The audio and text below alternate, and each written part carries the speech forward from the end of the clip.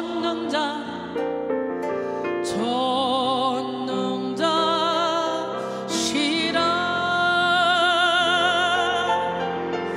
그가 너로 인하여 기쁨을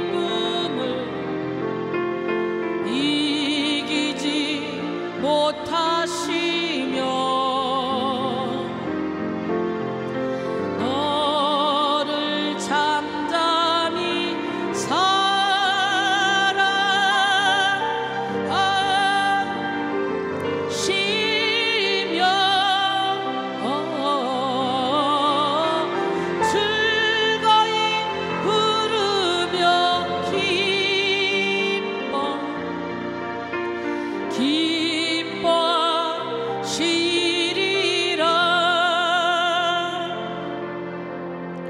너의 하나님 여호와가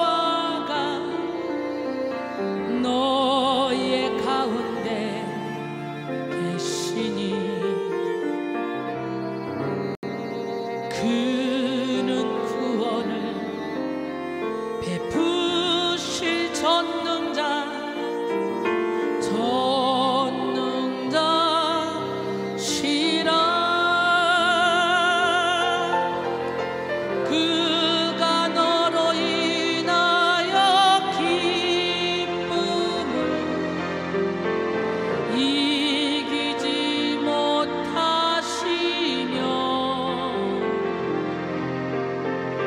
너를 잠잠히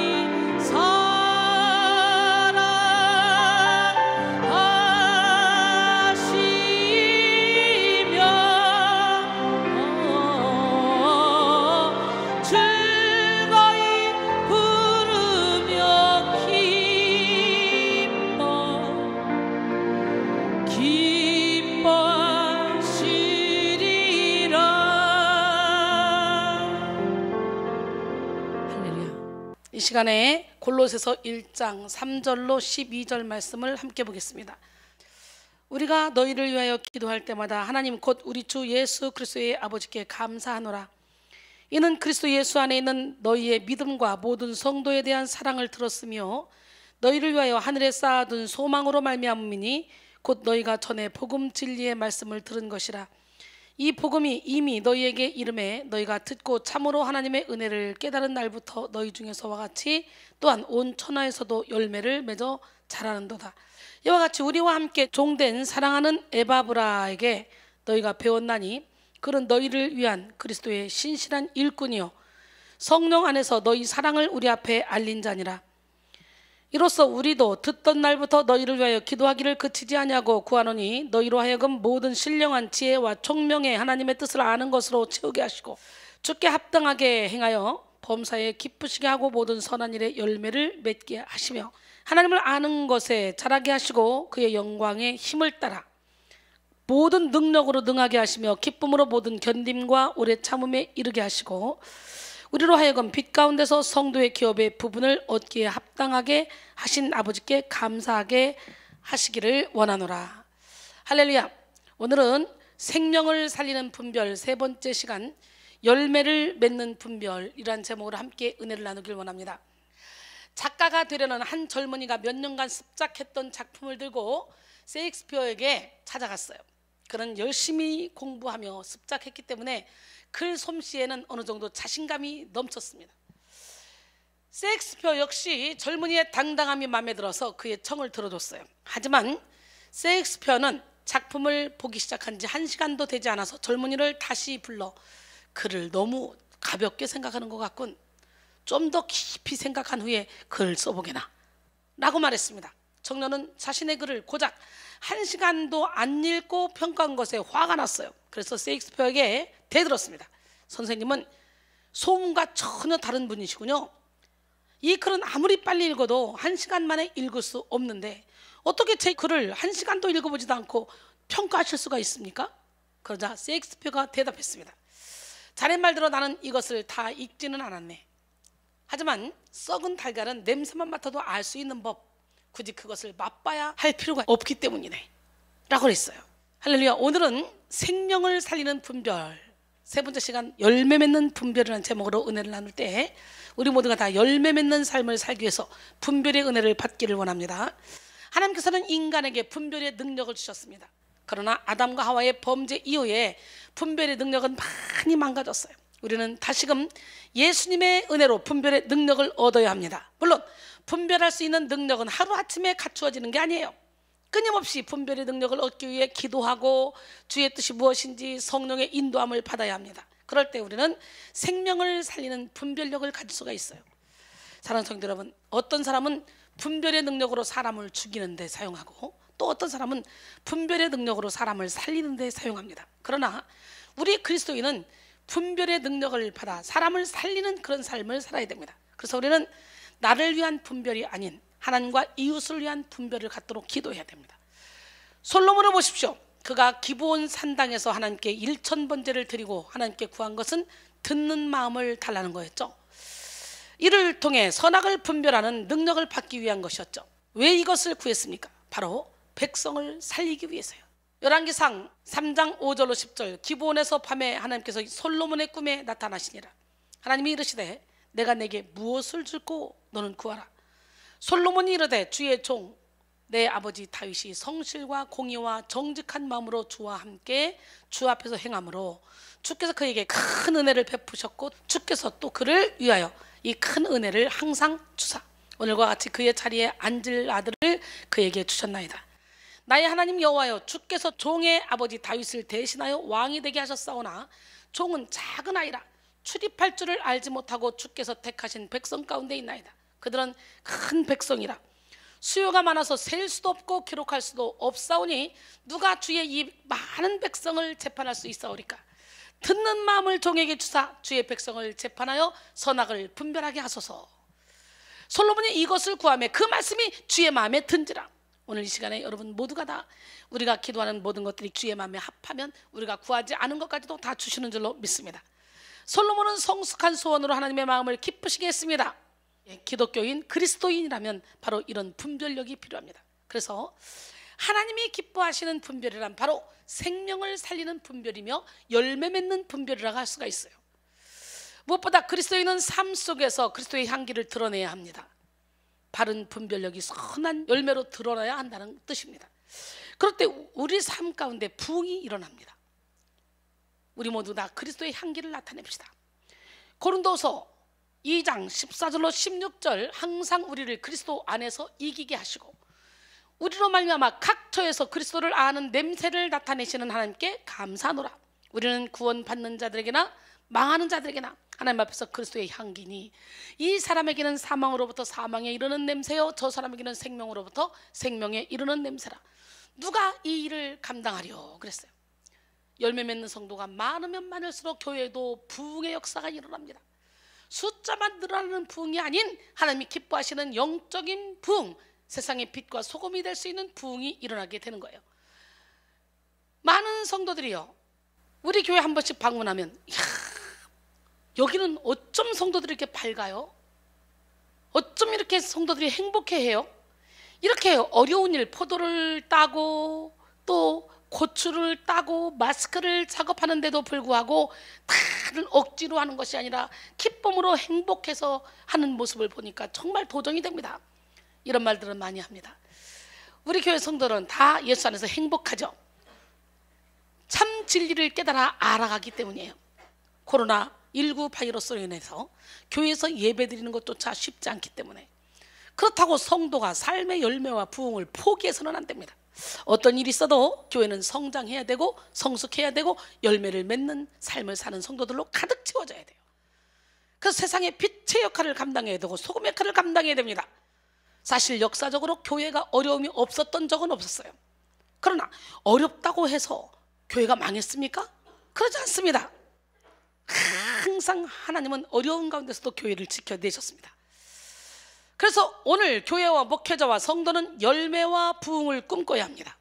캘리포니아주 웨스트사이드 크리스천 펠로십 철치, 여기에 아이들만 목사는 최근 부흥이 오기 전에 반드시 일어나야 할 6가지라는 제목의 칼럼을 통해 미국에는 부흥이 필요하며 그 전에 6가지를 회복해야 된다 라고 강조했습니다. 그러면서 미국의 부흥이 오기 위해 반드시 필요한 6가지를 꼽았는데요, 이는 미국뿐만 아니라 한국과 전 세계도 동일한 것이라고 강조합니다.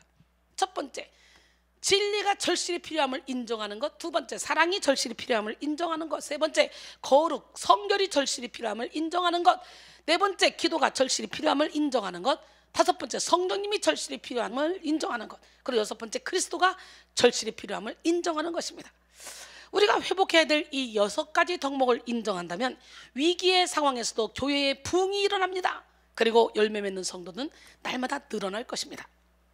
백성교회가 그렇지 않습니까? 우리 교회는 코로나19의 위기 상황 속에서도 우리 교회의 표처럼 세상에 빛을 발하며 열매를 맺고 있습니다. 2020년 다가올 때에 교회 표를 뭐로 할까요? 뭐로 할까요? 글쎄, 그리고 갑자기 내 안에서 세상의 빛과 소금의 역할을 감당하자라는 표를 주셨어요. 그래서 제가 여러분, 어떤 위기 상황에서도 우리 교회는 빛과 소금의 역할을 감당해야 되고 우리 성도는 빛과 소금의 역할을 감당해야 됩니다 라고 말을 했는데, 웬일입니까? 얼마 안 돼서 코로나가 시작이 되면서 우리 자신도 모르는 사이에 어려운 이웃을 돕기 위해 마스크를 만들자로 시작한 것이 이제는 포도 따기, 농가 돕기 운동에 나서서 이렇게 하나님을 기쁘시게 하는 일을 연거푸하게 됐어요. 그리고 이어서 우리 교회는 인테리어로 여러 가지 방법으로 리모델링을 해서 또 이렇게 앞으로 사역이 펼쳐질 때 더 힘차게 사역할 수 있도록 길을 열어주는 계기가 됐죠. 그러므로 우리는 열매 맺기 위해 성령께 분별을 구해야 돼. 이 위기의 상황에서 내가 할 수 있는 일이 뭘까? 10보 전제를 위해서 1보 후퇴하여 열심히 준비해야 되겠지. 그 덕분에 우리는 온라인 예배를 계속 실시간으로 내보내면서 계속적으로 영상 작업을 해서 영상이 한없이 올라가고 있잖아요. 누가 보면 12장 56절로 57절, 외식하는 자여, 내가 천지의 기상은 분간할 줄 알면서 어찌 이 시대는 분간하지 못하느냐. 또 어찌하여 옳은 것을 스스로 판단하지 아니하느냐 그랬어요. 마태복음 16장 3절에 아침에 하늘이 붉고 흐리면 오늘은 날이 굳겠다 하나니 너희가 날씨는 분별할 줄 알면서 시대의 표적은 분별할 수 없느냐라고 말했습니다. 여러분, 오늘 본문에 등장하는 골로새 교회를 한번 보십시오. 골로새 교회는 사도 바울의 제자의 한 사람이었던 에바브라가 설립한 교회였습니다. 당시 이곳은 거짓 철학과 유대주의적 율법주의, 천사숭배 사상 및 금욕주의가 골로새 교회의 성도의 신앙을 위협했습니다. 바울은 자신의 제자 에바브라로부터 골로새 교회가 이단 사상으로 인해서 매우 어려운 상황에 처해 있음을 전해 듣고 골로새 교인들로 하여금 그러한 위기를 극복하기 위해 분별력을 갖고 올바른 신앙을 소유할 수 있도록 골로새 교회에 편지를 보낸 것입니다. 그런데 감사하게도 골로새 교인들이 그리스도의 복음을 듣고 열매를 맺을 뿐만 아니라 온 천하에 복음이 전파되고 있었습니다. 골로새 1장 3절로 5절, 우리가 너희를 위하여 기도할 때마다 하나님 곧 우리 주 예수 그리스도의 아버지께 감사하노라. 이는 그리스도 예수 안에 너희의 믿음과 모든 성도에 대한 사랑을 들었으며 너희를 위하여 하늘에 쌓아둔 소망으로 말미암음이니 곧 너희가 전에 복음 진리의 말씀을 들은 것이라 그랬어요. 바울은 우리 주 예수 그리스도의 아버지라고 이렇게 기도의 대상을 매우 자세하게 묘사했습니다. 이런 표현은 그의 관심이 오직 예수 그리스도에게만 있다는 것을 보여줍니다. 바울이 골로새서를 기록하게 된 동기는 교회에 침투한 이단 사상에 대한 경계를 주기 위함이었어요. 바울은 그들에게 그리스도의 탁월한 본성을 이해시켜 복음에 대한 그릇된 가르침을 배격하려고 했습니다. 여러분, 앱골빌빌, 에베소서, 골로새서, 빌립보서, 빌레몬서는 옥중서신이잖아요. 옥에서 이 편지를 쓴 거예요. 우리라는 해모는 바로 자신뿐 아니라 골로새 성도들에게도 예수 그리스도가 주라는 사실을 말합니다. 주라는 말 퀴리오는 당시 골로새 교회에서 숭배 대상이 되었던 천사가 주님이 아니라 예수 그리스도가 주님이라는 것을 강조하고 있습니다. 바울은 골로새 교인들에 대한 언급을 하며 그들이 가지고 있던 부정적인 문제보다 그들 속에서 역사하고 있는 복음의 능력을 먼저 말하고 있습니다. 바울은 비록 어려운 상황이지만 그리스도의 능력 안에서 모든 문제가 해결될 수 있음을 믿었습니다. 바울이 하나님께 감사 기도를 하게 된 것은 골로새 성도들이 어려운 상황 가운데서도 믿음, 사랑, 소망을 굳건하게 지키고 믿음을 지키고 있었기 때문이에요. 여기서 골로새 성도가 가진 믿음, 소망, 사랑을 수식하는 어구를 보십시오. 믿음은 그리스도 예수 안에입니다. 그리스도 예수 안에 있는 믿음은 단순히 예수에 대한 지적인 믿음이나 교리를 외우는 정도의 믿음이 아닙니다. 이 믿음은 예수 그리스도를 인생의 주인으로 모시고 그분의 인도하심 따라 움직이고 발전하고 성장하는 살아있는 믿음이에요. 오늘 여러분 모두가 살아있는 믿음을 갖기를 원합니다. 요한복음 14장 12절에 내가 진실로 진실로 너에게 이르노니 나를 믿는 자는 내가 하는 일을 그도 할 것이요 또한 그보다 더 큰 일도 하리라. 마가복음 16장 17절로 18절 믿는 자들이 이런 표적이 따르리니 곧 그들이 내 이름으로 귀신을 쫓아내며 새 방언을 말하며 뱀을 집어올리며 무슨 독을 마실 때라도 해를 받지 않느니라. 오늘 우리는 이런 믿음 갖기 위해서 계속 믿음이 발전하고 성장하고 살아있어야 돼요. 또한 사랑은 모든 성도에 대한 사랑입니다. 여러분, 사랑, 우리는 예수님의 사랑의 너비와 길이와 높이와 깊이를 가지고 모든 성도를 사랑해야 돼요. 그분의 인도하심 따라 움직이고 발전하고 성장하는 그 사랑. 마지막으로 소망은 하늘에 쌓아둔 소망입니다. 쌓아둔으로 번역된 아포케이메네는 앞으로 될 상급을 위해 이 땅에서의 삶을 계속적으로 지혜롭게 살아가면서 미래를 준비하는 삶을 살아가고 있음을 가리킵니다. 당시 골로새에는 세상적인 관심과 목표를 갖고 살아가는 사람들이 많았지만 골로새 교인들은 하늘의 소망을 쌓아두고 살아가고 있었어요. 바울은 골로새 교인들이 유일한 기준인 그리스도의 복음 안에서 살고 있음을 칭찬하고 있습니다. 즉 믿음은 끝까지 주님을 신뢰하는 것이고 사랑은 이웃을 향한 사랑의 실천이며 소망은 천국에 대한 확신입니다. 즉 예수를 믿는 믿음과 이웃사랑 그리고 환난을 견딜 수 있는 천국에 대한 소망이 골로새 성도의 신앙에 대해 이야기하는 세 가지 기준이 된 거예요. 이 세 가지 기준만으로도 신앙에 대해 점검하는 것은 충분했습니다. 골로새 1장 6절 이 복음이 이미 너희에게 이름에 너희가 듣고 참으로 하나님의 은혜를 깨달은 날부터 너희 중에서와 같이 또한 온 천하에서도 열매를 맺어 자라는도다. 장성한 분량에 이르는 믿음에 이르기까지 단단한 음식을 먹기까지 믿음이 자라나기를 원합니다. 또한 골로새에서는 예수를 믿고 성장하는 사람들이 많이 생겨났어요. 바울은 이것을 열매를 맺어 자란다는 상식적 표현으로 전달했습니다. 여기서 열매를 맺어로 번역된 카르포포르메논의 원형 카르포포레오는 어떤 일에 좋은 결과가 나타나는 현상을 가리킬 때 주로 사용됩니다. 특히 이 단어가 본문에서는 현재 분사로 사용되었는데 이는 현재에도 계속적으로 일어나는 현상이기 때문이에요. 즉 복음이 선포된 곳에서 선한 열매들이 끊임없이 맺어지고 있다는 것입니다. 바울은 이를 열매를 맺어 자라는도다 라고 했는데요, 자라다 단어는 증가하다, 성장하다 라는 뜻으로 여기서는 그리스도인이 그리스도를 점점 닮아가는 과정을 가리킵니다. 즉 골로새 성도들은 복음을 깨달음으로 말미암아 그 믿음 안에서 그리스도를 닮아가는 성도로 성장하고 있었던 거예요. 더욱 놀라운 것은 그러한 현상이 골로새 성도들 사이에서만 아닌 온 천하에 있었던 것입니다. 여기서 온 천하란 당시 로마 황실의 지배력이 미치는 로마 제국 전체의 영토를 지칭합니다. 학자들은 당시 로마 제국에 퍼져있던 그리스도인들이 약 50만 명이 되었을 것으로 보았어요. 오순절 성령 강림 사건이 있은 지 불과 30여 년밖에 지나지 않았는데 50만 명에 이르는 그리스도인이 있었다는 것은 열매를 맺어 자라나게 하는 성령의 능력이 그들 가운데 역사하고 있었음을 보여준 것입니다. 사도행전 1장 8절에 오직 성령이 너희에게 임하시면 너희가 권능을 받고 예루살렘과 온 유대와 사마리아와 땅끝까지 이르러 내 증인이 되리라 하시니라 그랬어요. 오늘 우리 모두가 다 성령의 충만함을 받고 성령의 능력으로 주님의 증인되는 기적의 주인공들이 다 되셔서 하늘의 놀라운 상급을 받아 하늘의 별처럼 영원토록 빛나는 영혼들이 되기를 합니다. 그렇다면 우리가 골로새 성도와 같이 열매 맺는 분별을 소유하기 위해서 어떻게 해야 될까요? 먼저 열매 맺는 분별을 소유하기 위해서 만남의 축복을 가져야 돼요. 어떤 만남을 가져야 되냐? 바로 좋은 영적 안내자와 만나야 돼요. 골로새 교회는 에베소에서 바울을 통해 개종한 에바브라에 의해서 복음이 전파되어 설립된 교회였습니다. 에바브라는 바울에게 배운 복음을 골로새에 와서 전했는데요, 이때 에바브라로부터 복음을 들었던 골로새 사람들 가운데 하나님의 은혜의 복음을 깨닫는 사람들이 있었던 거죠. 그렇습니다. 선포하는 자가 없이 복음은 결코 들을 수 없어요. 또한 들어야만 깨달을 수 있고 깨달아야만 분별하여 열매를 맺을 수 있어요. 그래서 저는 만남의 축복은 기적을 창조한다 라는 말을 많이 하죠. 좋은 만남은 우리 인생을 변화시키기 때문이에요. 친구 따라 강남 간다는 말이 있잖아요. 옛날에 이순이가 세상을 좋아할 때 여러분 저를 만났으면 날마다 좋은 커피숍에, 또 좋은 식당에, 그리고 노래방에, 나이트클럽에 막 다니면서 인생의 즐거움, 쾌락을 위해 살았을 거예요. 그런데 지금 저를 만나면 어떻게 돼요? 365일 예배만 드려.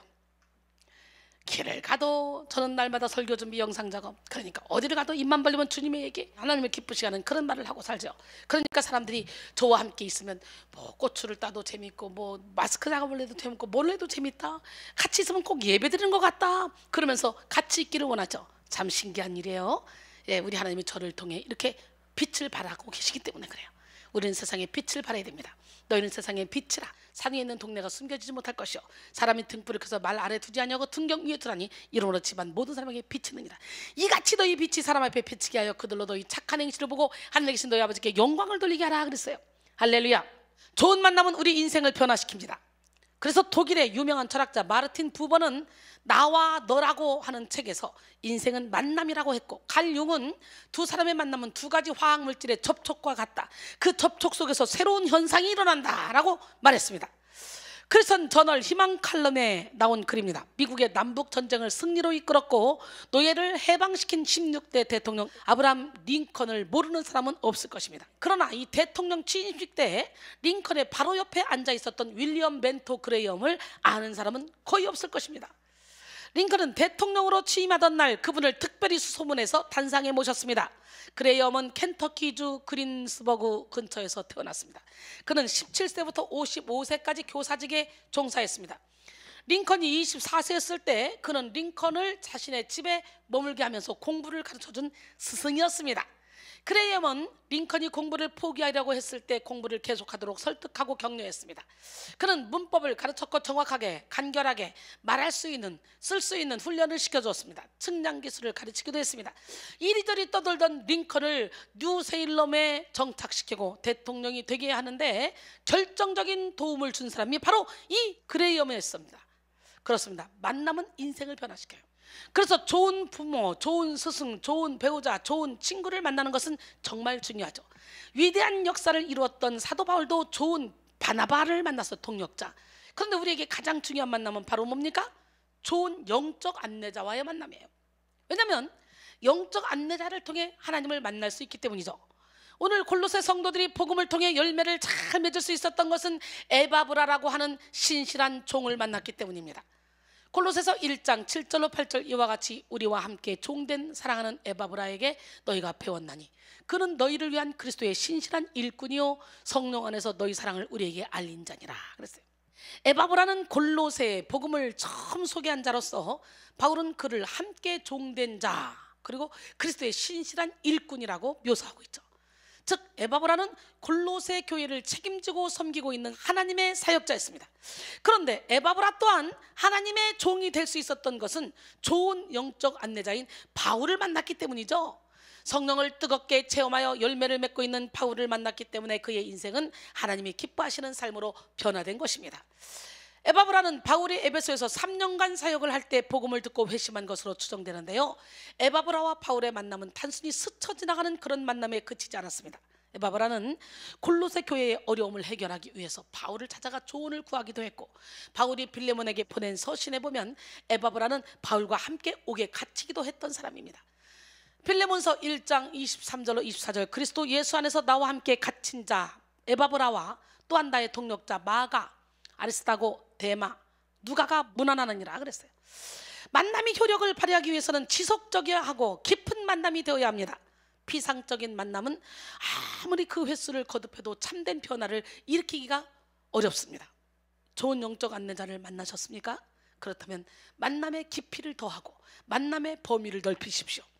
여러분이 좋은 영적 안내자를 통해 주님을 만났다면 다른 영혼을 주님께로 인도하는 여러분들도 좋은 영적 안내자가 되어야 합니다. 축복의 통로자가 되어야 됩니다. 저를 만난 많은 사람들이 말합니다. 내 인생의 가장 큰 축복은 이순희 목사님을 만난 것입니다 라고 고백하죠. 그리고 영적인 안내자로 우뚝 서서 하나님의 뜻을 따르며 주님이 맡겨준 사명을 감당하고 있습니다. 여러분, 많은 사람들에게 축복의 통로로 쓰임받기를 소원하십니까? 그렇다면 좋은 영적인 안내자를 만나시고 여러분들도 좋은 영적인 안내자가 되기를 합니다. 십자가를 바라보며 눈물 지는 그 눈으로 형제들을 판단하니 이 어찌 일이냐.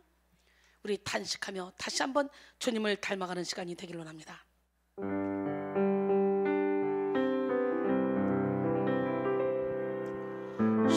십자가를 바라보며 눈물 짓는 그 눈으로 형제들을 판단하니 그 어찐 일이뇨. 주님을 사랑한다 고백하는 그 입술로 불평하고 원망하니 그 어찐 일이뇨. 주님을 닮아라. 주님을 닮아라. 내 안에 계시는 주님 닮아라. 주님을 닮아라. 주님을 닮아라. 날 위해 죽으신 우리 주님을. 살아계신 하나님을 믿는다고 하면서도 한숨 들며 원망하니 그 어찐 일이뇨. 저 천국을 향하여서 걸어간다 하면서도 제 뜻대로 가려 하니 그 어찐 일이뇨. 주님을 닮아라. 주님을 닮아라. 내 안에 계시는 주님 닮아라. 주님을 닮아라. 주님을 닮아라. 날 위해 죽으신 우리 주님을. 할렐루야. 그렇다면 주님 닮은 좋은 영적인 안내자는 어떤 사람일까요? 첫 번째, 삶의 모든 부분에서 성령의 열매를 맺는 사람입니다. 어때요? 여러분의 모습을 한번 보시기 바랍니다. 좋은 영적 안내자는 어느 한 부분만이 아니에요. 전인적으로 열매를 맺어야 돼. 지성과 영성, 인성이 하나님 앞에서 그리고 사람 앞에서 인정받아야 합니다. 갈라디아서 5장 22절 23절 오직 성령의 열매는 사랑, 희락, 화평, 인내, 자비, 양선, 충성, 온유, 절제니 이 같은 것을 금지할 법이 없느니라 그랬어요. 또한 좋은 영적인 안내자는 삶의 우선순위의 첫 번째가 하나님인 자입니다. 우선순위의 첫 번째가 가족도 아니고 물질도 아니고 내 자신도 아닌 하나님만이 우선순위가 되는 자만이 좋은 영적인 안내자가 될 수 있습니다. 이는 너무 당연한 것 같지만 안타깝게도 우선순위의 첫 번째가 주님이 아닌 영적인 안내자, 담임 목사인 사람들도 많이 있어요. 그 담임 목사님을 우상으로 만든 사람도 많이 있어요. 여러분, 영적인 안내자가 중요한 것은 그분을 통해 하나님을 만나기 위함이라는 것을 잊지 마시고 하나님 1순위가 되기를 원합니다. 그리고 축복의 통로인 영적인 안내자도 사랑을 해야 되죠.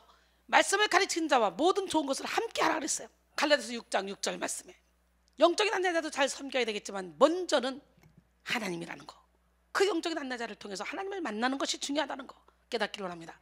마태복음 6장 33절 그런즉 너희는 먼저 그의 나라와 그의 의를 구하라. 그러면 이 모든 것을 너희에게 더하시리라 그랬어요. 마태복음 10장 34절 39절 내가 세상에 화평을 주러 온 줄로 생각하지 말라. 화평이 아니요 검을 주러 왔노라. 내가 온 것은 사람이 그 아버지와 딸이 어머니와 며느리가 시어머니와 불화하게 하려 함이니 사람의 원수가 자기 집안 식구리라. 아버지나 어머니를 나보다 더 사랑하는 자는 내게 합당하지 아니하고 아들이나 딸을 나보다 더 사랑하는 자도 내게 합당하지 아니하며 또 자기 십자가를 지고 나를 따르지 않는 자도 내게 합당하지 아니하리라. 자기 목숨을 얻는 자는 잃을 것이요 나를 위하여 자기 목숨을 잃는 자는 얻으리라 그랬어요. 할렐루야. 하나님 제 1순위로 사시길 원합니다. 2순위 어때요? 이름 죽이죠. 2순위지만 2순위로 바꿔야 될 것 같아요. 예, 하나님 1순위, 2순위, 2순위. 할렐루야. 디모데후서 2장 3절로 4절 너는 그리스도 예수의 좋은 병사로 나와 함께 고난을 받으라. 병사로 복무하는 자는 자기 생활에 얽매인 자가 하나도 없나니 이는 병사로 모집한 자를 기쁘게 하려 함이라 그랬어요. 세 번째, 좋은 영적인 안내자는 영혼들을 자신에게 집중시키는 것이 아니라 하나님께 집중하게 하는 자입니다. 잘못된 영적인 안내자는요, 사람들을 자기에게 집중하게 만들어요. 자기를 우상 삼게 만들어요. 그들을 다스리고 이용하려고 합니다. 그래서 17세기 베네딕트 교단의 신비가 돈 베이커는 다음과 같이 기록했습니다. 간단히 말해서 영적 인도자란 하나님이 사용하시는 안내자다. 영적 인도자는 영혼들을 자신의 길이 아니라 하나님의 길로 인도해야 된다라고 말했습니다. 할렐루야. 고린도전서 3장 6절로 9절 나는 심었고 아볼로는 물을 주었을 때 오직 하나님께서 자라나게 하셨나니 그런즉 심는 이나 물 주는 이는 아무것도 아니로되 오직 자라게 하시는 이는 하나님뿐이니라. 심는 이와 물 주는 이는 한 가지이나 각각 자기가 일한 대로 자기의 상을 받으리라. 우리는 하나님의 동력자들이요 너희는 하나님의 밭이요 하나님의 집이니라 그랬어요. 네 번째로 좋은 영적인 안내자는 영적인 세계를 올바르게 분별할 줄 아는 사람입니다. 하나님의 영과 마귀의 영을 분별하고 그리고 알곡과 쭉정이를 분별하며 선과 악을 분별할 줄 알아야 돼요. 그래야 영혼들을 하나님께 인도할 수 있는 거예요. 그러나 분별의 능력이 없으면 어떻게 되겠어요? 많은 영혼들을 성령이 아닌 자신에게 이끌든지 아니면 악한 영에게 이끌고 가버립니다. 그래서 리더자에게 분별력은 정말 중요한 것입니다. 누가복음 6장 39절에 또 비유로 말씀하실 때 맹인이 맹인을 인도할 수 있느냐? 둘이 다 구덩이에 빠지지 않겠느냐? 라고 했어요. 요한복음 16장 13절에 보니까 그러나 진리의 성령이 오시면 그가 너희를 모든 진리 가운데로 인도하시리니 그가 스스로 말하지 않고 오직 들은 것을 말하며 장래 일을 너희에게 알리시리라 그랬어요. 요즘같이 영적 정신적으로 혼탁한 시대에 참된 영적 안내자를 만나는 것은 너무도 중요합니다. 좋은 영적 안내자를 만나기 위해서는 무엇보다 분별이 필요합니다. 바른 분별력이 있는 사람은 만남의 축복을 받을 수 있습니다. 여러분, 바울을 통해 에바브라가 만들어졌고 에바브라를 통해 골로새 교인들이 믿음을 지킬 수 있었듯이 여러분 또한 만남의 축복을 통해 좋은 영적 안내자를 만나서 열매를 맺는 삶을 사시길 원합니다. 훌륭한 영적인 안내자는 열매로 분별할 수 있어요. 열매로. 마태복음 7장 15절로 23절 거짓 선자들을 삼가라. 양의 옷을 입고 너에게 나오나 속에는 누략질하는 일이라. 그들의 열매로 그들을 알지니 가시나무에서 포도를 또는 엉겅퀴 에서 무화과를 따겠느냐? 이와 같이 좋은 나무마다 아름다운 열매를 맺고 못된 나무가 나쁜 열매를 맺나니 좋은 나무가 나쁜 열매를 맺을 수 없고 못된 나무가 아름다운 열매를 맺을 수 없느니라. 아름다운 열매를 맺지 아니하는 나무마다 지켜 불에 던져지느니라. 이러므로 그들의 열매로 그들을 알리라. 나더러 주여 주여 하는 자마다 다 천국에 들어갈 것이 아니요 다만 하늘에 계신 내 아버지의 뜻대로 행하는 자라야 들어가리라. 그날에 많은 사람이 나더러 이르되 주여 주여 우리가 주의 이름으로 선지자 노릇하며 주의 이름으로 귀신을 쫓아내며 주의 이름으로 많은 권능을 행하지 아니하니까 하리니 그때 내가 그들에게 밝히 말하되 내가 너희를 도무지 알지 못하니 불법을 행하는 자들아 내게서 떠나가라 하리라 그랬어요. 두 번째, 열매 맺는 분별을 소유하기 위해서 우리는 성령으로부터 지혜와 총명을 받아서 하나님의 뜻을 알아야 됩니다. 옛날 어느 부자가 50회 생일을 맞았습니다. 아침을 먹은 후 시아버지가 3명의 며느리를 불러 앉혀놓고 한 줌의 쌀을 나누어 주면서 꼭 10년 후면 나의 회갑이 되겠구나. 지금 나누어준 쌀로 회갑 선물을 마련하도록 하라. 이렇게 말했어요. 방에서 나온 첫째 며느리는 아버님이 아무래도 노망 걸렸나 봐 하고는 마당에 있는 닭에게 쌀 한 줌을 던져줬어요. 둘째는 집으로 가지고 와서 쌀독에 도로 넣었어요. 아이고, 한 줌으로 어떻게 선물을 사? 근데 셋째는 집으로 돌아와서 한 줌의 쌀을 꼭 쥐고 한없이 깊은 생각에 잠겼습니다. 그리고 10년이 지났습니다.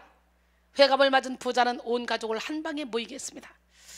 내가 10년 전에 새 며느리에게 쌀 한 줌을 주면서 오늘 회갑 선물을 준비하라고 했었다. 준비한 것들을 가지고 와봐라. 첫째는 언제 그런 일이 있었느냐고 반문했습니다. 둘째는 아유 아버님이 농담하신 줄 알았어요 라고 말했어요. 셋째는 장부를 가만히 내밀었어요. 장부를 읽어보던 시아버님은 눈이 둥그러지면서 소가 5마리, 돼지가 10마리, 염소가 20마리, 그리고 닭이 100마리? 100마리가 넘는다고? 온 가족이 놀란 눈으로 셋째를 바라봤습니다. 그래 막내야, 너는 어떻게 한 줌의 쌀로 10년 만에 이렇게 많은 선물을 마련했는지 자세히 좀 이야기 좀 해봐라. 셋째는 조용히 말했습니다.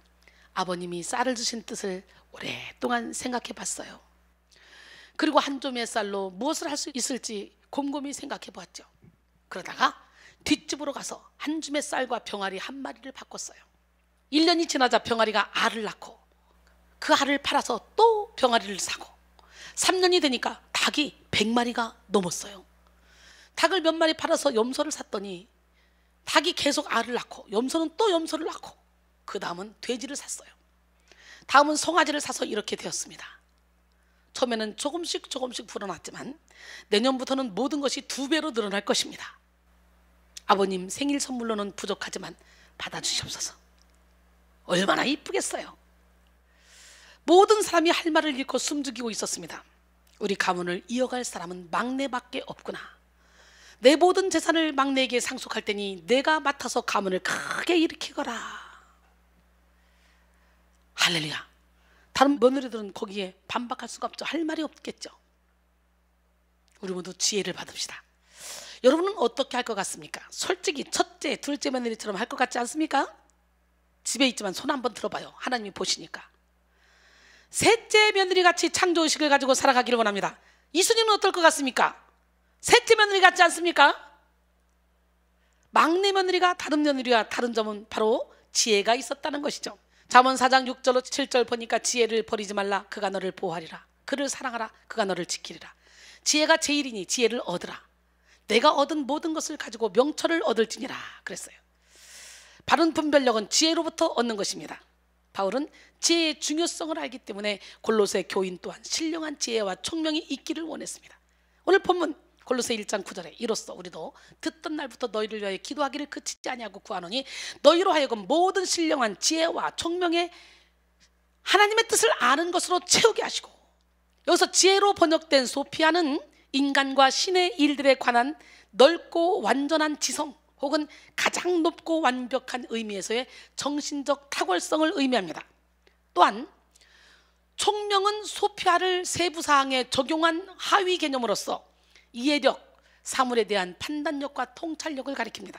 즉 이것은 하나님의 말씀을 통해 얻게 되는 판단력과 통찰력을 가리키는데요. 바울은 지혜와 총명 앞에 신령한이라는 단어를 첨가했죠. 신령한은 하나님의 영이 충만한, 하나님의 영에 의해 지배받는 이라는 뜻입니다. 하나님의 영에 의해 지배받는 지혜와 총명은 반드시 하나님의 뜻을 아는 것으로 채워져야 합니다.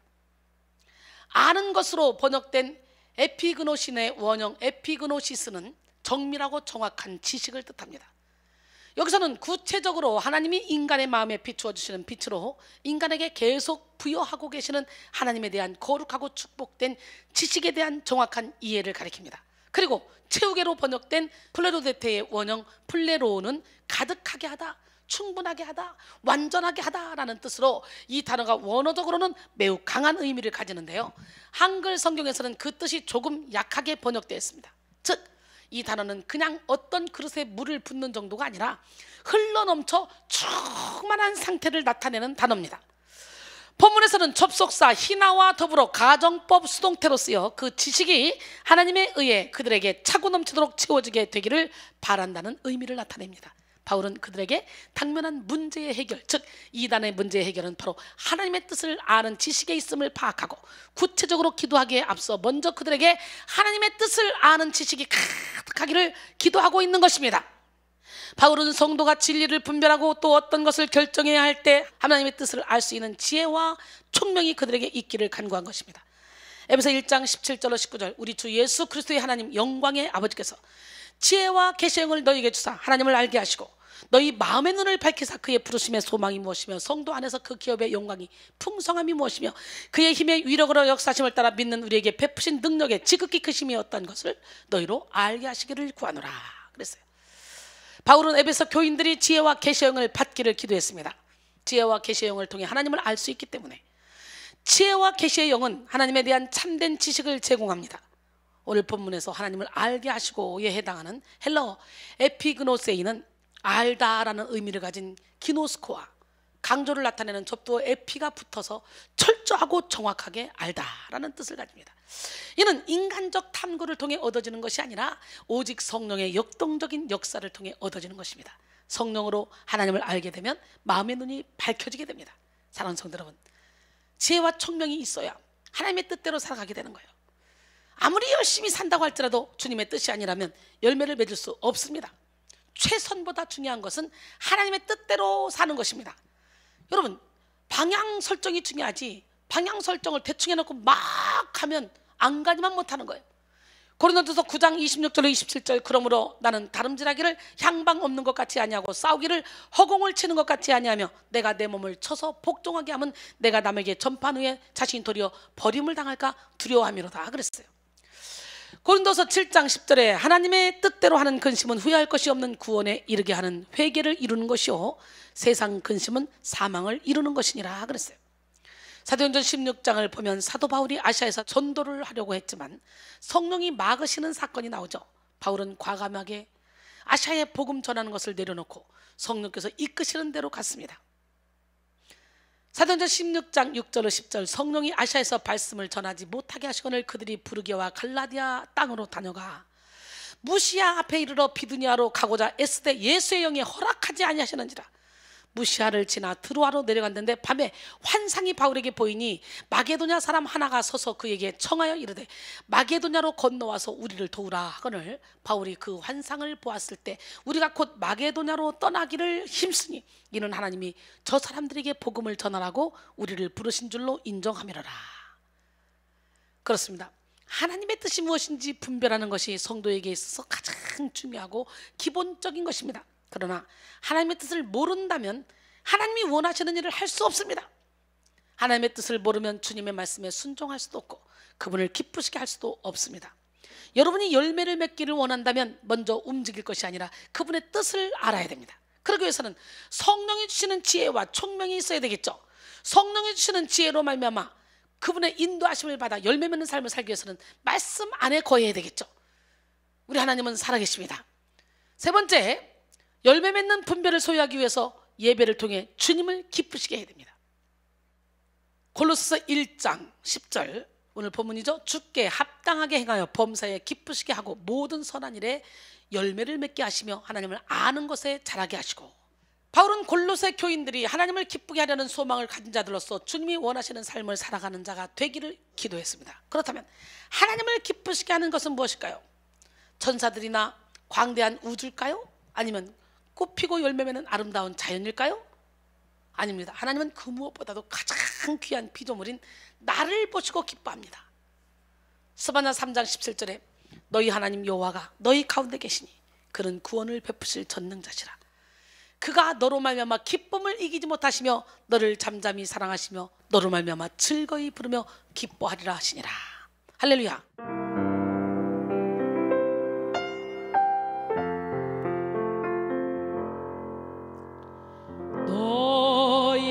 하나님 여호와가 너의 가운데 계시니 그는 구원을 베푸실 전능자시라.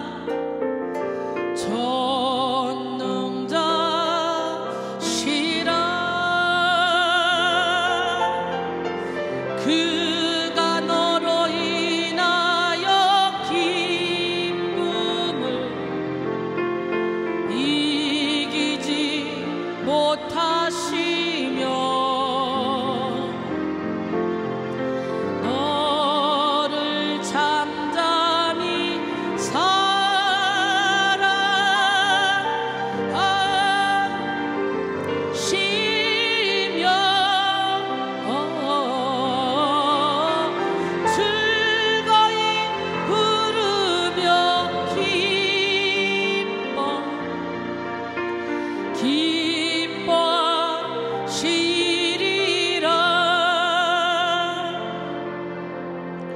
너의 하나님 여호와가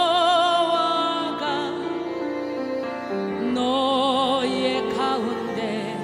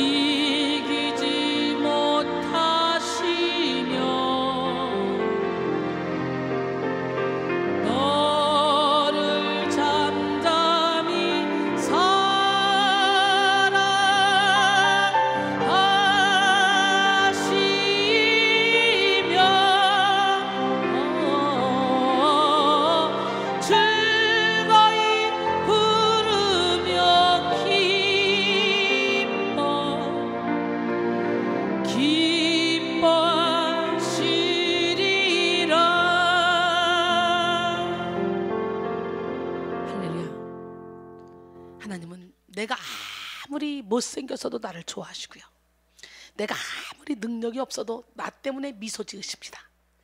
내가 아무리 가난해도 나를 가까이 하시고, 내가 아무리 병들어 있다 할지라도 나를 사랑하십니다. 그래서 하나님께 최고의 기쁨은 바로 누구냐? 나라는 존재예요. 할렐루야. 나는 왕같은 제사장, 거룩한 하나님의 나라, 하나님의 소유된 백성, 하나님의 자녀입니다. 하나님의 선전물입니다. 그렇다면 나란 존재가 하나님을 기쁘시게 하기 위해서는 어떻게 해야 될까요? 하나님이 기뻐하실 일들이 한두 가지가 아닐 것입니다. 그러나 그 중에서 단 하나, 모든 것을 포괄하는 최상의 가치를 꼽으라고 말한다면 그건 단연 예배를 드리는 것일 것입니다. 로마서 12장 1절로 2절, 그러므로 형제들아 내가 하나님의 모든 자비하심으로 너희를 권하노니 너희 몸을 하나님이 기뻐하시는 거룩한 산 제물로 드리라. 이는 너희가 드릴 영적 예배니라. 너희는 이 세대를 본받지 말고 오직 마음을 새롭게 함으로 변화를 받아 하나님의 선하시고 기뻐하시고 온전하신 뜻이 무엇인지 분별하도록 하라 그랬어요. 하나님이 기뻐하시는 거룩한 산 제사는 영적 예배입니다. 하나님의 선하시고 기뻐하시고 온전하신 뜻을 분별해서 행하는 것입니다. 그래서 우리는 예배를 통해 주의 얼굴을 자주 봐야 됩니다. 그럴 때 주님은 기뻐하시죠. 예를 들어 부모님을 생각해 봅시다. 부모님이 가장 기뻐하는 것은 좋은 음식이나 좋은 선물, 그것이 아니에요.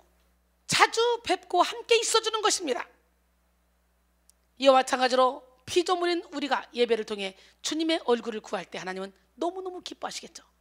시편 69편 30절로 31절, 내가 노래로 하나님의 이름을 찬송하며 감사함으로 하나님을 위대하시다 하리니 이것이 소 곧 뿔과 굽이 있는 황소를 드림보다 여호와를 더욱 기쁘시게 함이 될 것이라. 할렐루야.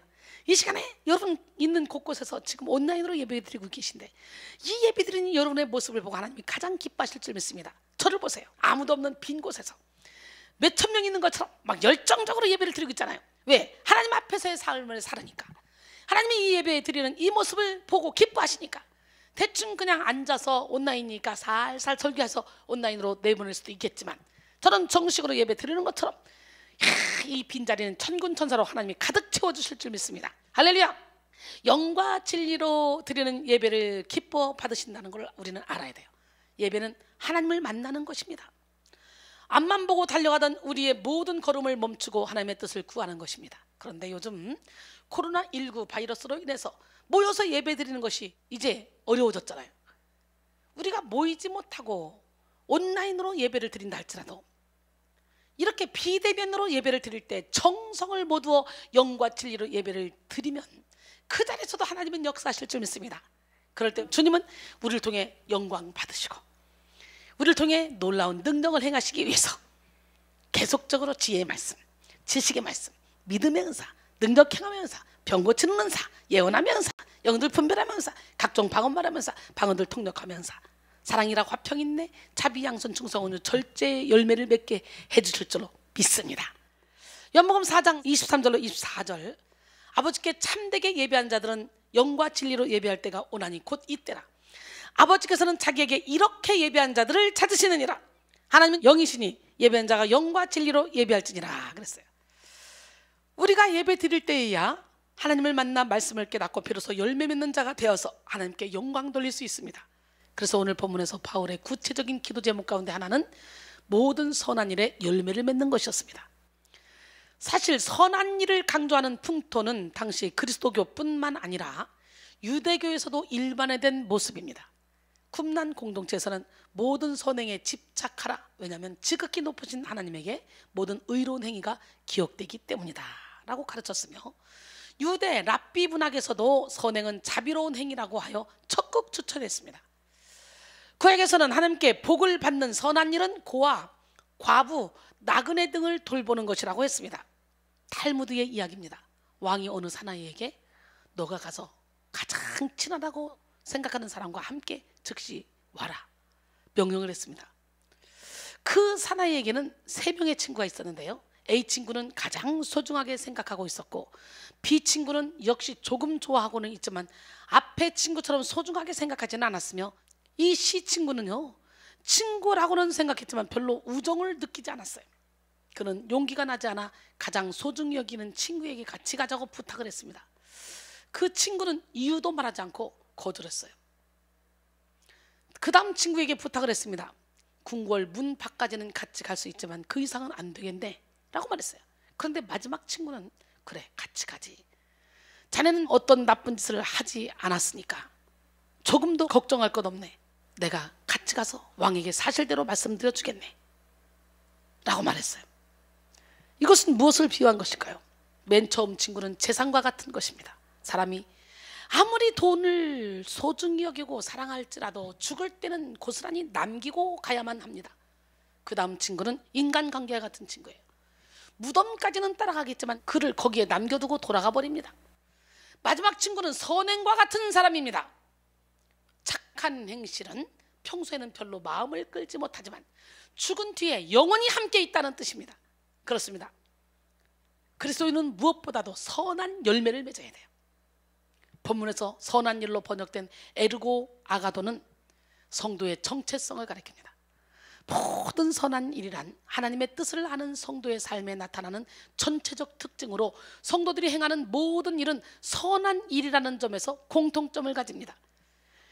고린도서 9장 8절로 9절, 하나님이 모든 은혜를 너희에게 넘치게 하시나니 이는 너희로 모든 일에 항상 모든 것이 넉넉하여 모든 착한 일을 넘치게 하게 하려 하심이라. 기록된 바 그가 흩어 가난한 자들에게 주었으니 그의 의가 영원토록 있느니라 함과 같으니라 그랬어요. 이런 선한 일에는 아름다운 열매와 같은 합당한 결과물들이 있어야 합니다.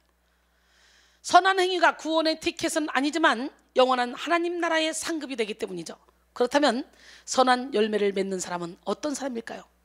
착한 사람, 지혜로운 사람, 많이 베푸는 사람 등 여러 가지 종류가 있겠지만 저는 선한 사마리아인의 비유를 통해 말씀드리고 싶습니다.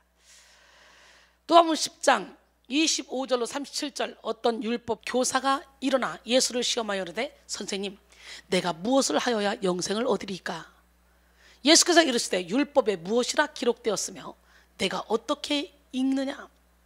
대답하여 이르되 내 마음을 다하며 목숨을 다하며 힘을 다하여 뜻을 다하여 주 너희 하나님을 사랑하고 또한 내 이웃을 내 자신같이 사랑하라 하였나이다.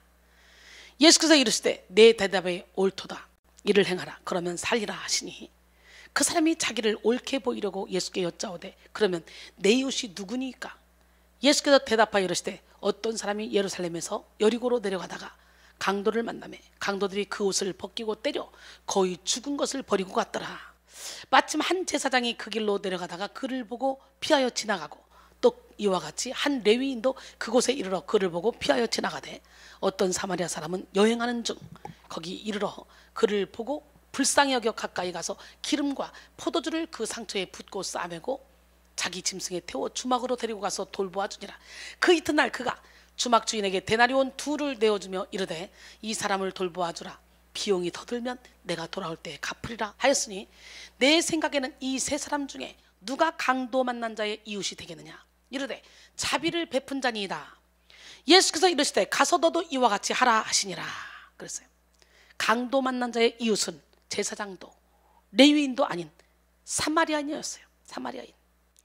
그에게는 유대인의 율법은 없지만 사랑의 율법이 있었습니다. 그에게는 누가 이웃인가에 대한 법적인 해석은 별로 중요하지 않았습니다. 자신의 옆에 피 흘리며 죽어가고 있는 그 사람이 있다는 것과 자신이 돕지 않으면 그가 죽을 것이라는 사실 자체가 중요할 뿐이었습니다. 누구든지 도움이 필요하다면 그가 바로 그의 이웃입니다. 로마서 13장 10절에 사랑은 이웃에게 악을 행하지 아니하나니 그러므로 사랑은 율법의 완성이니라 그랬어요. 여러분도 생명을 살리는 열매를 맺고 싶지 않으십니까? 예수의 사랑을 품으십시오. 에베소 3장 18절로 19절, 능히 모든 성도와 함께 지식에 넘치는 그리스도의 사랑을 알고 그 너비와 길이와 높이와 깊이가 어떠함을 깨달아 하나님의 모든 충만하신 것으로 너에게 충만하게 하시기를 구하노라 그랬어요. 이 사랑으로 죽어가는 영혼들을 바라보십시오. 우리 주변에는 영적으로 아파하며 죽어가는 자들이 너무도 많이 있습니다. 우리가 움직이지 않으면 살 수 없습니다. 그러나 어떤 손해를 본다고 할지라도 사마리아 사람들과 같이 사람을 살리고자 하는 마음이 있다면 하나님은 그 사람을 쓰실 것입니다. 네 번째로, 열매 맺는 분별을 소유하기 위해서 어떤 상황에서도 열매 맺을 때까지 주님이 주시는 능력으로 오래 참아야 됩니다. 오늘 본문 11절에 보니까 그의 영광의 힘을 따라 모든 능력으로 능하게 하시며 기쁨으로 모든 견딤과 오래 참음에 이르게 하시고, 여기서 힘은 단순한 물리적 힘이 아닌 권세와 능력을 나타냅니다. 주님은 이 힘으로 성도를 능하게 하시는데요, 능하게 하시며란 이 권한을 부여하다, 강하게 하다라는 의미가 있습니다. 즉 연약한 가운데 있는 어떤 것을 강하게 만든다는 뜻이죠. 인간은 끝까지 인내할 힘이 없지만 주님이 능하게 하시면 견딜 수 있다는 것입니다. 또 오래 참음은 대인관계에서 오는 어려움 가운데 복수하지 않고 오래 참는 것을 가리킵니다. 진정한 그리스도인은 환경과 대인관계의 어려움 앞에서도 하나님의 신실하심을 믿고 기다릴 수 있는 강한 믿음의 소유자입니다. 로마서 5장 3절로 4절, 다만 이뿐 아니라 우리가 환난 중에도 즐거워하나니 이는 환난은 인내를, 인내는 연단을, 연단은 소망을 이루는 줄 알미노라 그랬어요. 우리가 왜 오래 참아야 할까요? 인내는 연단을 만들어내고 연단은 소망의 열매를 맺기 때문이죠. 인내란 단순한 기다림을 뜻하는 것이 아닙니다. 헬라어로 인내란 휘포모네인데요, 이 단어는 인내, 끝까지 버팀, 확고부동함, 고난을 참음을 의미합니다. 즉 시련이 자기를 덮치고 지나가도록 단순히 내버려두는 것이 아니라 정면으로 그것을 대항하는 거예요. 윌리엄 버클레이는 이 휘포모네란 단어를 인내 그 이상이라고 말하며 세상을 이기는 정신이라고 말합니다. 세상을 이기는 이김은 이것이 우리의 믿음이잖아요. 믿음만 있으면 우리는 인내하며 세상을 이기는 정신을 가지고 살아갈 수 있습니다. 이는 단지 피동적으로 참는다는 뜻이 아니라 능동적으로 이 세상의 시험과 시련을 이기고 정복한다는 의미가 내포되어 있기 때문이죠. 이러한 인내가 있을 때 우리의 믿음이 연단받아 성장하게 됩니다. 그럴 때 우리는 예수 그리스도 안에서 좋은 열매를 기대할 수 있습니다. 우리가 좋은 열매, 선한 열매를 맺으려면 인내라는 과정이 필요합니다. 봄에 씨를 뿌리고 여름에 뜨거운 폭염과 벌레와 비와 바람을 견디지 않으면 가을에 추수할 수가 없어요. 선한 열매를 맺기 위해서는 오래 견딤과 오래 참음이 반드시 필요합니다. 울며 씨를 뿌리는 자는 결국은 기쁨으로 단을 거둔다고 그랬잖아요. 우리 하나님은 살아계십니다. 여러분, 농부는 대나무 씨를 뿌리고 물과 거름을 주고 정성과 관심을 쏟으며 한 해를 기다립니다. 그러나 1년 동안 아무런 변화가 없어요. 보이지 않는 싹을 바라며 농부는 2해를 기다립니다. 여전히 아무런 변화가 없어요. 그러면 여러분 같으면 어떨 것 같아요? 아이고, 땅만 버렸네, 갈아엎어버려, 다른 거 심자, 그럴 거 아닙니까? 근데 인내하며 3째 해를 기다리자 드디어 고개를 내민 죽순 30cm. 뭐야, 이제는 쑥쑥 크겠지? 그러나 4째 해가 되어도 여전히 30cm. 도대체 언제 자라나 높은 하늘에 닿을 수 있을까요? 4년의 노력의 결과가 고작 30cm? 혹시 여러분의 인생도 고작 30cm는 아닙니까? 여러분의 삶의 변화가 너무 느리다고 낙심하고 계시진 않습니까? 그러나 여러분이 모르는 한 가지 사실이 있습니다. 4년 동안 고작 30cm 자란 대나무는 5년째 되는 해부터 폭발적인 성장을 일으킵니다. 이걸 퀀텀 리프라고 하죠. 대나무의 마디마디마다 생장점이 있어 하루에 무려 1m 가까이 자라며 대나무의 1시간 길이 생장 속도는 소나무 30년 길이 생장에 해당한다고 합니다. 폭발적 성장, 퀀텀 리프가 가능했던 이유는 5년간의 뿌리내림이 있었기 때문입니다. 눈에 보이지 않는 땅 속에서 서로 얽히고 설켜 집안을 움켜쥐듯 자란 뿌리가 있었기 때문에 마디마디가 성장할 수 있었고, 따라서 강한 비바람도 이기는 요연한 줄기를 뻗어 올려 어느새 저 하늘 끝에 닿을 만큼 자라난 대나무를 만든 것입니다. 지금 우리의 모습이 눈에 보이는 고작 30cm 죽순처럼 보일지라도 하나님은 우리 내면 깊은 곳에 가장 중요한 믿음의 뿌리를 내리도록 우리를 위해 쉬지 않고 우리 안에서 일하고 계십니다. 착한 일을 시작하고 계셔요. 연약한 우리는 시시때때로 좌절하고 넘어지지만 하나님의 사랑과 우리를 향한 하나님의 계획에는 변함이 없습니다. 물론 사람들로부터 받은 상처와 시험 때문에 버티기가 매우 어려운 때도 있습니다. 예수님도 마찬가지였어요. 견디기 어려운 십자가의 고난을 당하셔야 했습니다. 그러나 주님은 참고 견디셨습니다. 히브리서 12장 2절에 믿음의 주여 또 온전케 하신 이인 예수를 바라보자. 그는 그 앞에 있는 기쁨을 위하여 십자가를 참으사 부끄러움을 개의치 아니하셨더니 하나님 보좌 우편에 앉으셨느니라. 할렐루야. 여러분, 빗줄기의 바이페이드, 가랑비에 옷 젖는 줄 모르듯 우리 자신도 모르게 온라인으로라도 예배를 계속 드리다 보면 믿음이 나도 모르게 쑥쑥 자라게 돼요. 그래서 유튜브로 설교를 듣다가 미국에서 여기까지 쫓아오신 장로님도 계시잖아. 오늘 여러분 안에서 깊이 뿌리 내리실 그 주님을 바라봅시다. 아침 안개 눈앞 가리듯 나의 약한 믿음 의심 쌓일 때 부드럽게 다가온 주의 음성, 아무것도 염려하지 마라. 빗줄기에 바위 페이드, 나의 작은 소망 사라져갈 때 고요하게 들리는 주의 음성, 내가 너를 사랑하노라. 외로움과 방황 속에서 주님 앞에 나갈 때에 위로하시는 주님, 나를 도우사 상한 나의 마음 감싸주시네. 십자가의 보혈로서 주의 크신 사랑 알게 하셨네. 주님께 감사하리라. 언제나 주님께 감사해. 주님께 감사하리라. 언제나 주님께 감사해.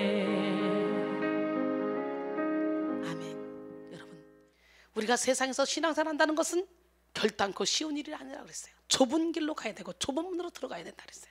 세상에서는 너희가 환난을 당하나 담대하라, 내가 세상을 이겼노라 그랬어요. 이런 박해 속에서도 우리 인생의 겨울은 지나가고 비도 그쳤고 우리의 영혼에서는 꽃이 피어야 될 줄로 믿습니다. 우리는 돌아갈 고향이 있기에, 우리는 내세가 있기에. 할렐루야.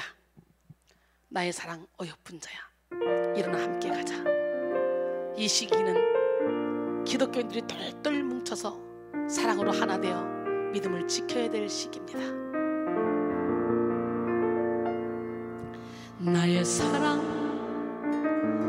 사람아, 나의 사랑 어여쁜 자여, 겨울도 가고 비 그쳤으니 일어나 걸어가자. 동산에는 예쁜 꽃 피고 작은 새들 노래 부르니 나의 사랑 어여쁜 자여, 일어나서 함께 가자. 주님 계시는 아름다운 곳,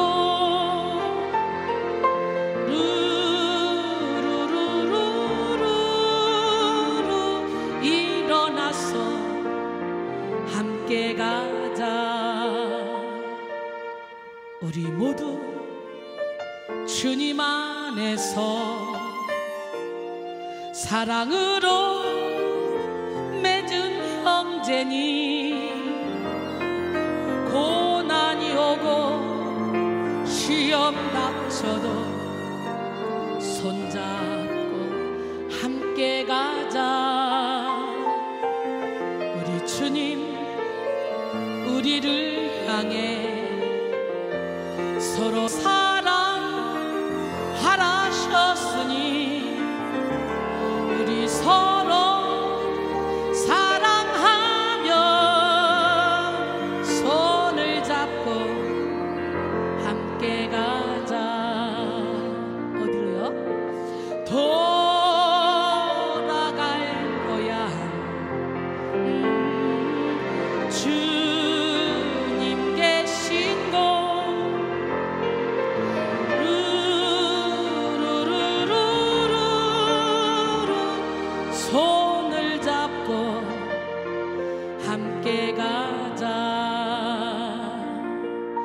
주님 계시는 아름다운 곳 루루루루루 일어나서 함께 가자.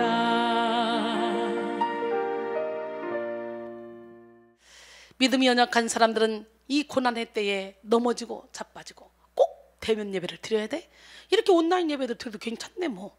이제 앞으로 난 주일도 온라인 예배 드릴 거야 하면서 이제 점점 믿음이 나락으로 떨어지다가 어느 순간에 믿음을 잃어버리기 쉽습니다. 참으로 안타깝죠?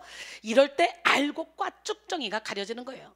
하나님이 지금 알곡과 쭉정이를 가리는 것 같아요. 여러분은 알곡인지 쭉정인지 한번 여러분 자신을 살펴보시고, 여러분 세상이 아무리 예수 믿는 사람을 비난한다 할지라도 우리는 당당하게 나는 예수 믿는 사람입니다, 나는 목사입니다 말하면서 빛을 발해야 될 줄 믿습니다. 주님은 하늘과 땅의 모든 권세를 가지신 분이에요. 마태복음 28장 18절로 20절 예수께서 나와 말씀하여 이르시되 하늘과 땅의 모든 권세를 내게 주셨으니 그러므로 너희는 가서 모든 민족을 제자로 삼아 아버지와 아들과 성령의 이름으로 세례를 베풀고 내가 너희에게 분부한 모든 것을 가르쳐 지키게 하라. 볼지어다 내가 세상 끝날까지 너희와 항상 함께 있으리라 하시니라. 할렐루야. 하늘과 땅의 모든 권세를 가지신 주님이 우리에게 명령하셨어. 그럼 우리에게도 그런 권세를 주시겠다는 얘기 아닙니까? 보내포는 주님은 우리를 선하게 하시고 또 강하게 하신다 라고 말했습니다. 우리를 선하게 하시고 강하게 하시는 예수 그리스도를 붙잡으시기 바랍니다. 또한 우리 하나님은 우리의 길을 세밀하게 인도하시는 분입니다. 나는 입이 둔하여 사명을 감당할 수 없다는 모세에게 하나님은 걱정하지 마라. 이 땅을 창조하고 주관하는 내가 너의 입을 지키고 할 말을 내 입에 줄 것이다. 할 일을 가르쳐 주겠다 라고 말씀하시죠. 출애굽기 4장 11절로 12절 여호와께서 그에게 이르시되 누가 사람의 입을 지었느냐? 누가 말 못하는 자나 못 듣는 자나 눈 밝은 자나 맹인이 되게 하였느냐? 나 여호와가 하느냐? 이러므로 이제 가라. 내가 내 입과 함께 있어서 할 말을 가르치리라. 15절에 보니까 너는 그에게 말하고 그의 입에 할 말을 주라. 내가 내 입과 그의 입에 함께 있어서 너희들이 행할 일을 가르치리라. 그가 누굽니까? 아론이죠. 말 잘하는 아론을 붙여주셨어요. 우리를 선하게 하시고 강하게 하시고 세밀하게 인도해 주시는 주님을 의지하는 사람은 끝까지 인내함으로 열매 맺는 삶을 살아갈 수가 있습니다. 오늘 바울이 원하는 골로새 성도의 모습은 어떤 어려운 환경 앞에서도 그리스도인으로서의 모습을 잃지 않고 하나님이 주시는 능력으로 하나님의 신실하심을 믿고 기다리는 강한 믿음의 소유자가 되는 것이었습니다. 오늘 제가 여러분에게 원하는 것도 마찬가지입니다. 이런 믿음을 갖기를 원합니다. 여러분, 성령이 주시는 힘을 받은 성도는 어려움을 잘 극복하여 더욱 강한 영적 군사가 될 수 있습니다. 위기를 기회로 만들어 더 큰 축복을 받을 수 있습니다. 우리 백성교회가 바로 그런 교회가 아닙니까? 끝까지 견디고 이겨냅시다. 그리고 우리를 빛 가운데서 성도의 기업의 부분을 얻게 하신 하나님께 감사하며 나갑시다. 오늘 본문 12절에 우리로 하여금 빛 가운데서 성도의 기업의 부분을 얻기에 합당하게 하신 아버지께 감사하게 하시기를 원하노라 그랬어요. 기업은 그리스도인들에게 약속된 상급을 상징합니다. 사실 모든 사람은 죄로 인해 타락했기 때문에 그 누구도 이런 기업을 받을 자격이 없습니다. 그러나 그리스도의 은혜로 말미암아 성도가 된 자는 이런 분깃을 아무 공로 없이 받게 된 것입니다. 그래서 우리는 어떤 상황 속에서도 감사할 수밖에 없어요. 그러므로 열매 맺는 삶으로 빛과 소금의 칼을 감당할 수 있을 때까지 인내로서 이겨내는 여러분 모두가 되시기를 소원합니다. 결론적으로 오늘 우리는 생명을 살리는 분별 세 번째 시간 열매 맺는 분별이라는 제목으로 함께 은혜를 나눴습니다. 어떤 사람은 분별의 능력으로 사람을 죽이는 데 사용하고 어떤 사람은 분별의 능력으로 사람을 살리는 데 사용합니다. 우리는 분별의 능력으로 사람을 살리는 자가 되어야 됩니다. 생명을 살리는 사람은 열매 맺는 삶을 사는 자죠. 그렇다면 열매 맺는 분별을 소유하기 위해서 우리는 어떻게 해야 될까요? 먼저 만남의 축복을 받아서 좋은 영적 안대자를 만나야 돼요. 두 번째, 성령으로부터 지혜와 총명을 받아서 하나님의 뜻을 알아야 돼요. 세 번째, 범사의 주님을 기쁘시게 하여 선한 열매를 맺어야 됩니다. 네 번째는 어떤 상황에서도 열매 맺을 때까지 주님이 주신 능력으로 오래 참고 기다려야 돼요. 그러므로 열매 맺는 삶으로 빛과 소금의 칼을 감당할 수 있을 때까지 분별의 능력을 가지고 승리하는 우리 모두가 되기를 주님의 이름으로 축원합니다. 할렐루야. 멋쟁이 하나님, 기적의 하나님 살아계신데, 이제 가정에서 온라인 예배를 드리면서 사랑하는 남편과 사랑하는 자녀들과 사랑하는 아내와 함께 예배를 드리면서 가족이 사랑으로 하나 됐으면 좋겠어요. 가족들이 이 백성의 영성의 끈으로 똘똘똘 뭉쳐져서 오직 하나님만 바라보고 이 땅에서도 천국을 누렸으면 좋겠어요. 그런 역사가 여러분 가정에 있어지기를 원합니다. 그러기 위해서는 먼저 믿은 여러분이 더 열매 맺는 삶으로 가족들에게 최대로 희생을 해야 돼. 사랑하는 성도 여러분, 온라인으로 예배 드리면서 우리 백성인들은 다른 때보다도 더 정성 들여 식단을 짜서 가족의 건강을 위해서 열심히 노력하시기 바랍니다. 가정도 깨끗하게 꾸며서 열매 맺는 삶을 살아가므로 온 가족이 예수를 믿게 하고 빛을 발하는 선교사 가정들이 다 되기를 바랍니다. 우리 하나님은 살아계십니다. 지금 이 세상을 바라보면 괴로울 수밖에 없어. 이 세상 사람들은 우물가의 여인처럼 헛되고 헛된 것들만 쫓아가. 그러면서 우리 예수 믿는 사람들을 괴롭게 만들어. 그러나 괴로울 때 주님의 얼굴을 봐야 되죠. 우물가의 여인처럼 함께 찬양합니다.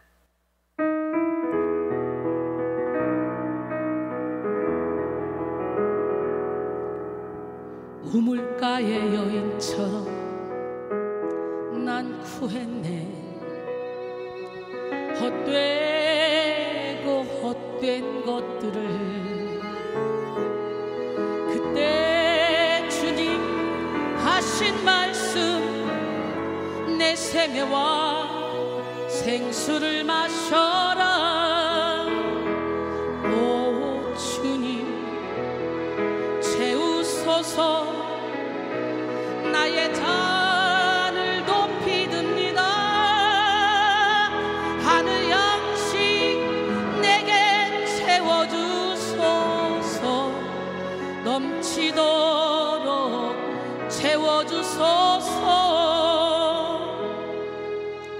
많고 많은 사람들이 찾았었네. 헛되고 헛된 것들을 주 안에 감추인 보배, 세상 것과 난 비길 수 없네. 오 주님 채우소서. 나의 잔을 높이 듭니다. 하늘 양식 내게 채워주소서. 넘치도록 채워주소서. 내 친구여 거기서 돌아오라. 내 주의 넓은 품으로. 우리 주님 너를 반겨 그 넓은 품에 안아주시리. 오 주님 채우소서. 나의 잔을 높이 듭니다.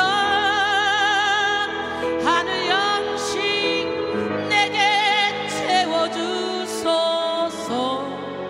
넘치도록 채워주소서.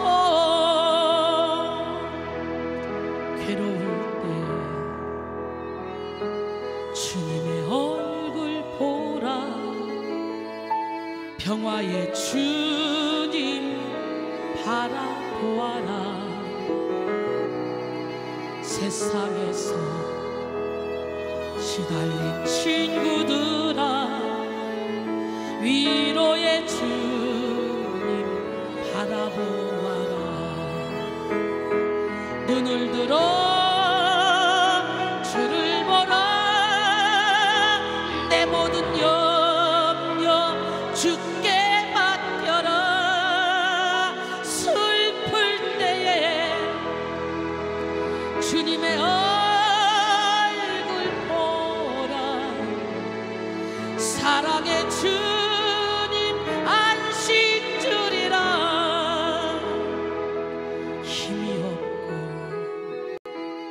마음이 능력의 주님 바라보아라. 주의 이름 부르는 모든 자는 힘주시고 늘 지켜주시리. 눈을 들어 주를 보라. 내 모든 염려 주께 맡겨라. 슬플 때에 주님의 얼굴 보라. 사랑의 주님 안식 주리라. 눈을 들어 주를 보라. 내 모든 염려 주께 맡겨라. 슬플 때에 주님의 얼굴 보라. 사랑의 주님 안식 주리라.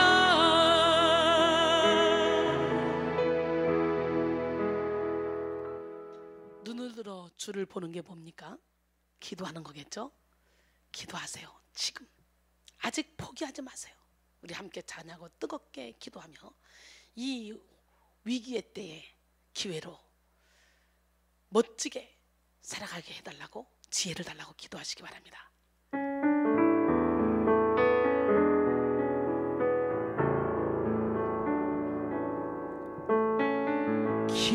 기도하세요.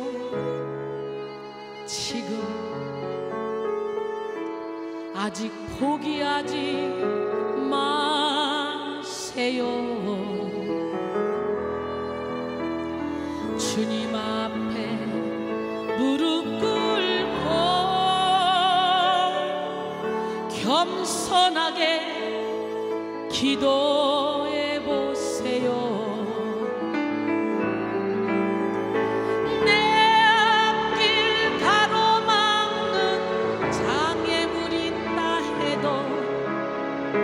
걱정하지 마세요.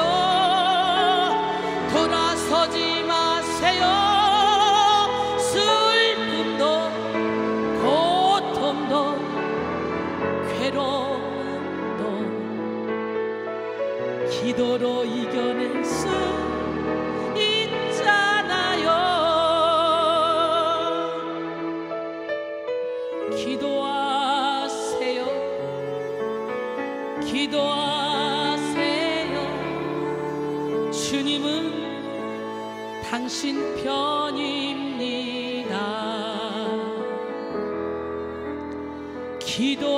기도하세요. 지금 아직 포기하지 마세요.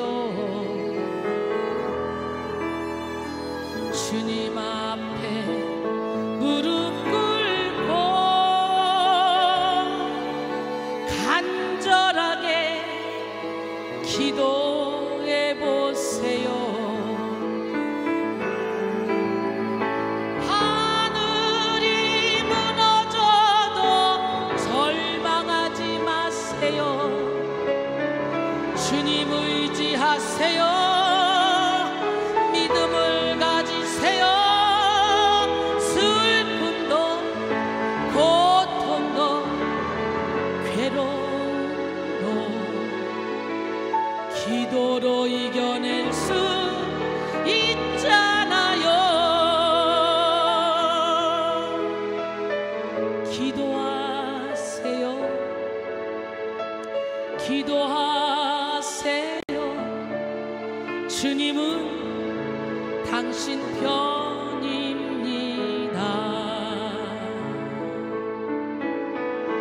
기도하세요. 기도하세요. 주님은 당신 편입니다.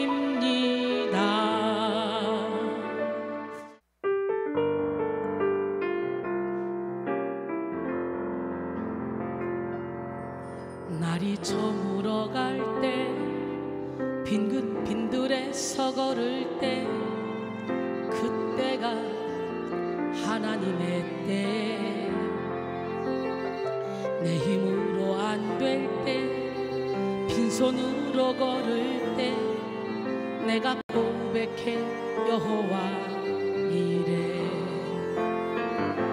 주가 일하시네, 주가 일하시네, 주께 아끼지 않는 자에게. 주가 일하시네, 주가 일하시네, 신뢰하며 걷는 자에게. 우리 모인 이곳에 주님 함께 계시네, 누리네 아버지 은혜. 적은 떡과 물고기 내 모든 걸 드릴 때 모두 고백해 여호와 이래. 주가 일하시네, 주가 일하시네, 주께 아끼지 않는 자에게.